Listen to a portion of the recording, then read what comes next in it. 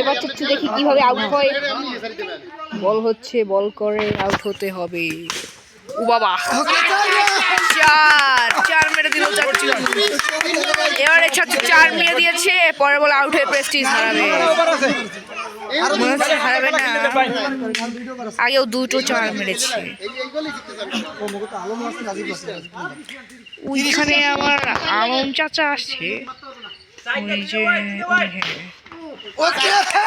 আরো একটা চার মেরে দিল।